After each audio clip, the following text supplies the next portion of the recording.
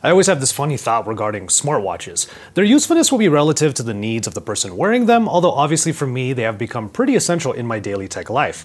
But these days I find that wearables are necessities because I'm trying to cover up these crazy watch tans that I get from wearing them for testing. Is that what they call a catch-22?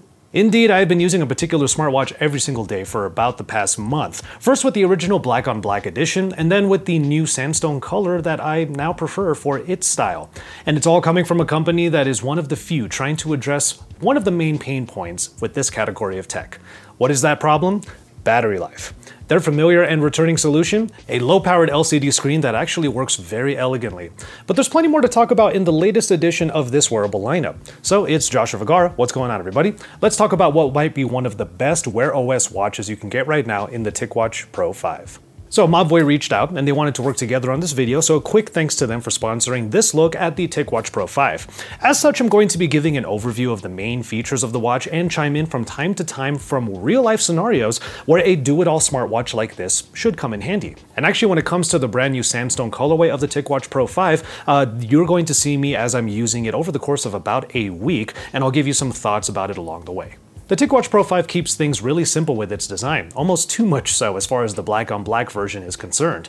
It kind of makes sense as the Ticwatch Pro 5 is trying to pull all types of duties, trying to blend in with a formal outfit while being ready for any active or fitness casual days. And in all of those scenarios, the typical black band on my wrist got that job done. The Sandstone edition here stands out more, but still basically fits in with any of my outfits, including workout clothes. And the fact that it comes with a silicone strap means that it can handle both the formal and sweatier scenarios just fine. This color, it definitely fits in with like casual styles and whatnot, but I don't know, maybe when it's in like a formal setting, I think it'll fit in, but just not quite as well as the all black everything edition of the Ticwatch Pro 5. Admittedly, this watch body right here is a bit large for my wrists, with mine just barely pushing the limits. I still think it looks pretty good, and I've been happy to have it on my wrist. It has a knurled ring around the display that doesn't rotate, but it does give the look a little bit of needed texture. The only splash of color is on the main button that is also a rotating crown, which is a form of input that should be standard on all smartwatches if you ask me. And then there is one more button above it that accesses the recent apps with one press, and then Google Pay or Wallet with two presses. But for whatever reason, this button shortcut cannot be customized. Functionally, Amoled is trying to do the most when it comes to the base layer of the smartwatch, the display. The 1.43-inch Amoled display does a good job of showing off any of the colors in the main Wear OS interface and any apps that you might be using, but it's really the LCD layer that's right on top that takes things to a different level. And one of the best features to come to the Essential mode in previous generations is a backlight that allows you to actually see the information on there without having to turn on the entire Wear OS interface. Personally, I've always been into this extra layer on top because it means that battery life gets a huge boost when the main display is not being used very often. And to ensure that that would be the case, Amoled threw in some extras this time into what they call the Essential mode. Scrolling on the crown while looking at the ultra-low power screen gets you a look at things like the heart rate, general calories burned, and VO2, with other information like time and labs available during workouts. Since the watch is already putting some significant work in tracking GPS and distance during activities, it's good that the power-hungry main display can then be dialed back to save on battery during workouts. There's just something really nice about knowing you're not going to use up so much battery on this watch because when you look at it, it's just the Essential mode. It's just that super low power LED version of the screen, not the full-on version of Wear OS. Once you're in the smart parts, it's business as usual, only smoother than ever. Since the latest edition of Qualcomm's wearable platform is on here, what was once a fairly inconsistent handling experience with Wear OS now scrolls, swipes, and taps into apps swimmingly. The home screen cards give quick access to essential items like a timer for steeping tea. Notifications can still be responded to in a few different ways, including on a swipe keyboard, and any other further functionality is still at the mercy of app developers making a proper Wear OS companion. The one part that's missing for me is Google Assistant. You would think that all Wear OS devices have Google Assistant now, but that's just still not the case. At least I can get to my smartphone easy enough to work with voice assistants, but it's an omission that I really wish would get fixed very soon across all smartwatches. Like with most smartwatches, I use it as a filter for accessing my phone.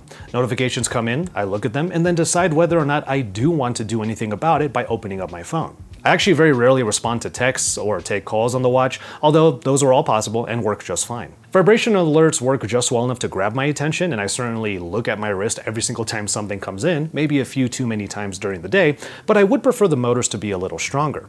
Good morning. While the vibration motor may not be the strongest, at least you can set the sound to go to its loudest. Speaking of, that's one of the most important features of a wearable for me, sleep tracking. And I say that not just because of the health aspect, but because a smartwatch that can actually handle consistent sleep tracking usually has better than average battery life. I mean, I can adjust to plugging in a smartwatch for a bit before bed each night, but I would really prefer not to. So it's a big deal to me that the Ticwatch Pro 5 can run for at least a few days without needing a charge. I tend to put the watch on a charger about once a week. Actually, right now, I've only had to charge this thing up once, and I've been traveling quite a bit. I'm literally traveling right now, if you can't tell. I actually nearly forget about having the charger altogether until the essential mode comes on and I can't get into Wear OS anymore. That's another cool feature about this watch. It doesn't have to stop being a watch because when the battery is almost done, it goes into the essential mode and still remains as an LCD watch. Now the charger is still a proprietary connector with USB-A on the other end, meaning it is a cable that I have to be very mindful of when I'm on the move. Speaking of being on the move, let's get moving. I haven't really talked about this a whole lot lately, but I've actually been trying to get into running this year. I've run a few 5Ks at decent paces, so I obviously have to have some sort of smart or fitness watch on my wrist. I've been too busy to run an official 5K lately with all the travel and all of the work, but I definitely have to train, so I do maybe a couple of miles with the watch and let the Ticwatch Pro 5 track it all. I do have to give Mobvoi some credit for attention to detail, as the LCD screen is one way of keeping an eye on the stats, but the colorful backlight can signal heart rate zones. Obviously, if it's in red, your heart rate is pretty high.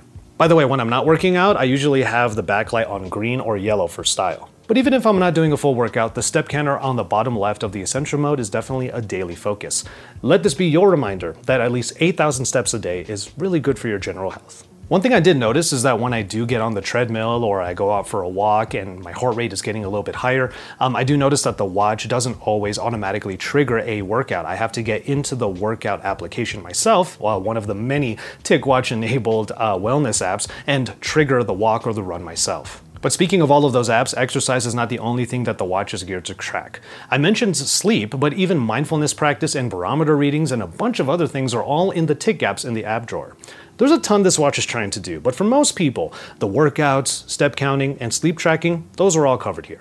And everything is recorded in the Mobvoi Health app, the one-stop shop for everything from those health metrics to watch customization. I actually like how the app is designed. It gives a pretty good look at your general stats for the day, and you can dig deeper into those particular metrics whenever you need to. And the accuracy of each aspect is generally right by my estimation, and at the very least, you have a look at your trends so that you can make any adjustments as needed. I'll admit one thing that I haven't used is the stress tracker, though these days it might be higher than it should be, but we don't have to get into that right now. At the very least, every now and then you could do the one-tap measurement to get a quick look at all of the various essential metrics. The balancing act that Mobvoi have achieved here is commendable, and they're one of the only companies that's actually actively doing it. Having to trigger workouts myself more often than not or missing Google Assistant is balanced by not needing a charger every single night. The black-on-black design is functional if a little too minimalistic, but Mobvoi now have a more unique edition available, so you have some choice. So the Ticwatch Pro 5 might be one of the best examples of a Wear OS smartwatch that goes the distance and tries to do it all. And it does it all by being a two-faced wearable.